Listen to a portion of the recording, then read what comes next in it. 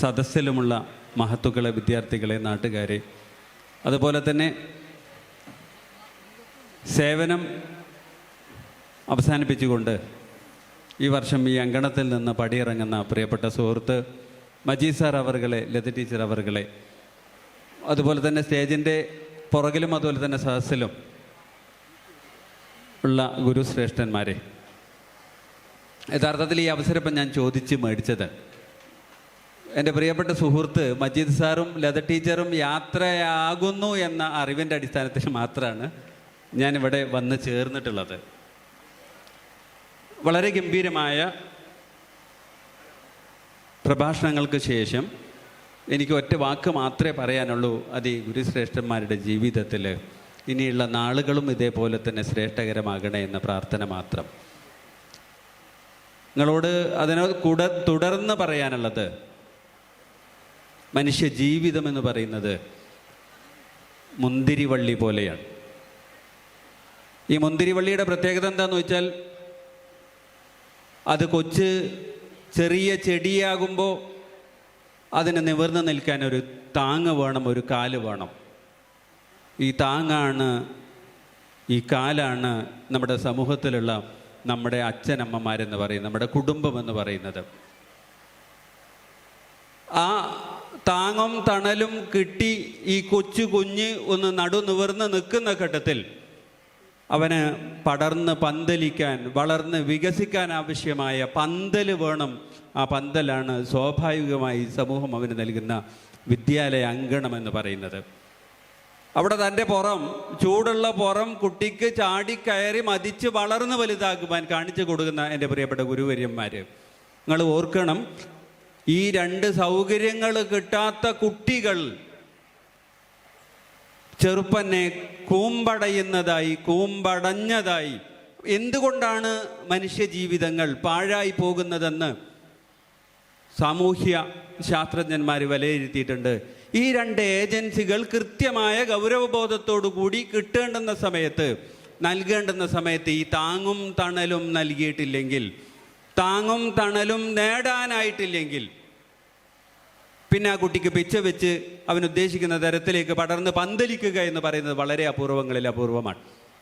ഒരു കൊടുങ്കാട്ടിൽ കുരങ്ങന്മാരോട് ഒപ്പം ഒത്തിരി കാലം ജീവിച്ച് കുറച്ച് കാലം കഴിഞ്ഞ് വീണ്ടെടുക്കപ്പെട്ട ഒരു കുഞ്ഞിൻ്റെ കഥ നിങ്ങൾ കേട്ടിരിക്കും. ഞാൻ അതിലേക്ക് പോകുന്നില്ല.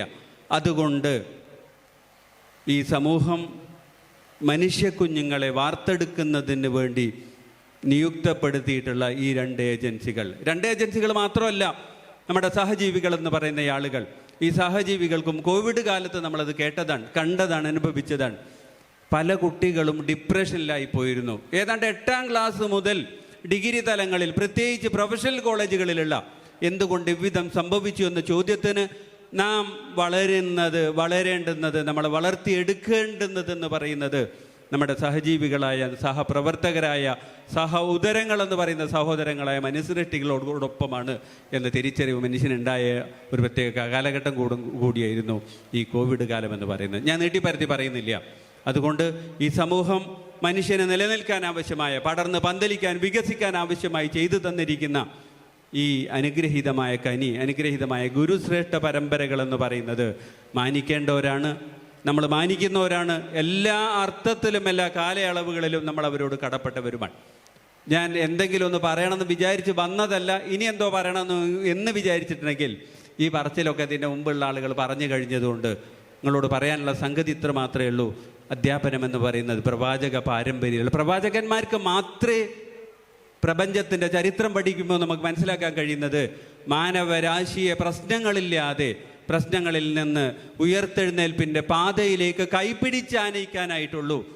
ഈ പാത പിന്തുടർന്ന് നമ്മളെ കൊണ്ടാകാവുന്നതിൻ്റെ പരമാവധി 101% കഠിനാധ്വാനം ചെയ്യുന്ന സഹപ്രവർത്തകരായ അധ്യാപക സുഹൃത്തുക്കൾക്കും കുട്ടികളെ വളർത്തിക്കൊണ്ടിരുന്ന ഗുരുനാഥന്മാർക്കും എല്ലാവിധ ഭാവുകങ്ങളും കൂടി നേർന്നുകൊണ്ട് ഈ രാജകീയമായ വിടവാങ്ങൽ ചടങ്ങ് ഇവിടെയുള്ള ഗുരുശ്രേഷ്ഠർക്ക് ഒരുക്കിയ ഈ സമൂഹത്തോട്, ഈ സംവിധാനത്തോട്, ഈ സംഘടനകളോട്, ഈ സംഘാടനത്തോട് എല്ലാവിധ നന്ദിയും കടപ്പാടും പൊതുവിദ്യാഭ്യാസ വകുപ്പിൻ്റെ ഭാഗത്തുനിന്ന് കൂടി പറഞ്ഞുകൊണ്ട് എന്നെ ക്ഷണിച്ചതിനും എനിക്ക് ഒരു അവസരം തന്നതിനു കൂടിയുള്ള നന്ദിയും കടപ്പാടും അറിയിച്ചുകൊണ്ട് ഞാൻ നിർത്തുന്നു. ജയ് ഹിന്ദ്.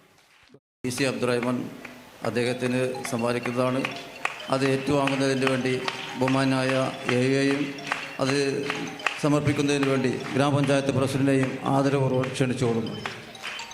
നിരവധി ചിന്തകരുടെയും പ്രഭാഷണകരുടെയും ജനപ്രതിനിധികളുടെയും രാഷ്ട്രീയ സാംസ്കാരിക രംഗങ്ങളിലെ പ്രമുഖ നായകന്മാരുടെയും സാന്നിധ്യത്തിൽ വെച്ചുകൊണ്ട് സർവീസിൽ നിന്ന് വിരമിക്കുന്ന കീഴ്ശ്ശേരി ഉപജില്ലാ assistant education officer Shri Abdussalam സാറിന് ഉപഹാരം സമർപ്പിക്കുകയാണ് പുൽപ്പറ്റ ഗ്രാമപഞ്ചായത്തിൻ്റെ അധ്യക്ഷൻ ശ്രീ PC അബ്ദുറഹ്മാൻ സാഹിബ്.